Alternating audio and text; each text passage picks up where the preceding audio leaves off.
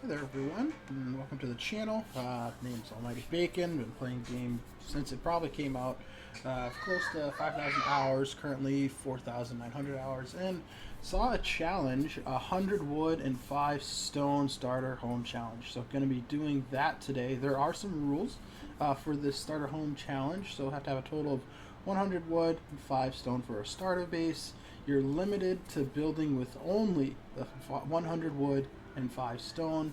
You can only use tools that are available before beating the first boss, so that's before beating Eikthyr. The final build, it must have a workbench, a bed, and a chest, and the workbench and bed must be functional. And the build also has to have a campfire that can withstand a storm. So we're going to give this a try and put some of my building skills to the test. Today, let's go find a spot. This is not a too bad of a spot. You know, it's fine. It's a building. Let's see. I think that this might be a good enough spot to do something. Yes, I like that. Good enough spot. Okay. All right, let's get going. So I don't typically like terraforming if I can avoid it. So I think do a little bit of Heathen. Heathen does not level the terrain. It just keeps the terrain as it is. I don't do a lot of leveling in mine. There's a nice rock there. That rock could be useful, but... Alright, I'm going to start first with the crafting bench. So that's 10 wood. So the actual build, you really only get about 90.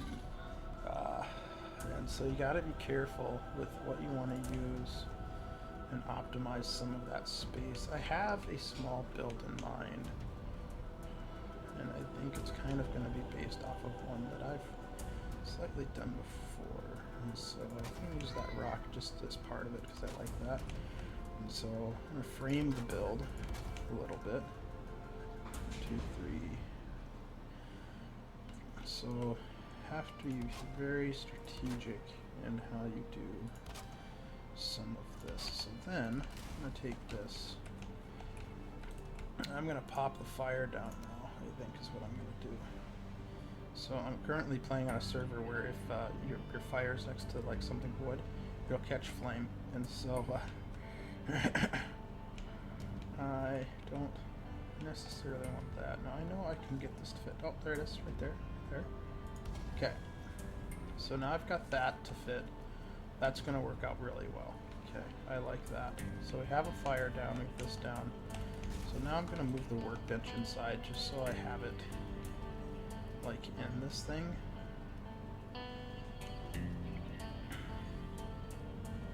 I'm going to use the 26 instead. And oh, there we go. Much better. This will be much better. Yes. I had a friend that was talking in the Russian accent last night, and it is still very much awake this morning, the Russian accent. It's a horrible one though. I'm very bad at it. Let's see. Okay, alright, so now I just want to pop a couple more support beams. Now we see we've got our fire going, so that's good. It is protected. Is it protected against a storm though? 27 pieces left. Let's go. Alright. So now this is where I start to get into the rest of the build. And I'm going to use this and this. This.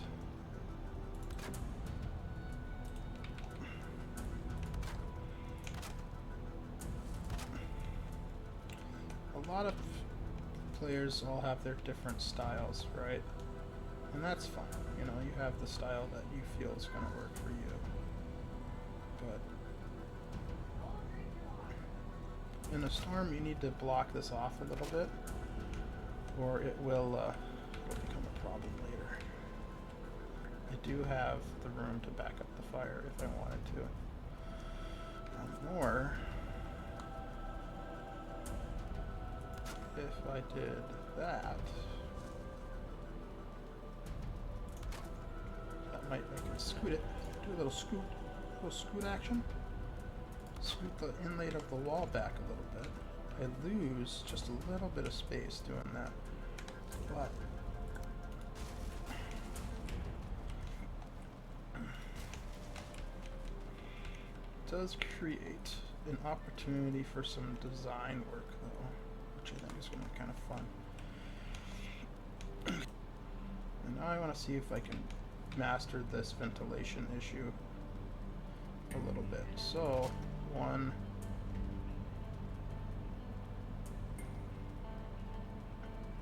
come on, 2, okay.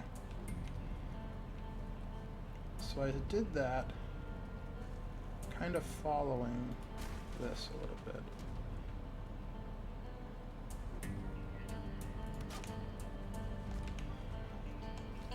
And it looks like that stopped the smoke. Okay. Okay. Is there any other little pieces of wood that we probably don't need? I probably actually don't even need these now, but I kind of like them for the aesthetic. But I could free up 4 pieces of wood if I just got rid of that. Alright, now we need to give this a little bit of character. To do the window appropriately, that's going to, so there's a couple of things. So the first thing I'm going to do is I'm going to actually adjust my snapping to use a corner snap. I'm going to do another corner snap as well, using the 1. Then I'm going to switch that, pop that out, and do that. So that gives us a window. I don't like that window though. And then another thing I could do, how much wood do I have? 16, yeah, see, so I've actually got quite a bit of pieces of wood left. So if I wanted to really go window, I could use 2 pegs, like this, and then do a ledge, kind of like that.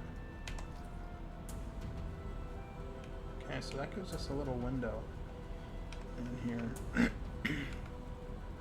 And 12 pieces left for more aesthetic design. Okay, let's go. This we know survives the rain for sure. In a storm, if you usually put a board up around the fire with a roof, then the storm won't go out. So I'm gonna take the gamble and say that this would survive a storm with the roof as it is and having the edges here.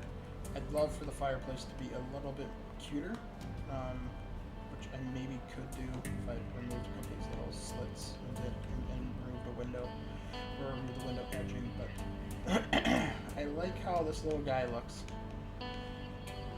Like that.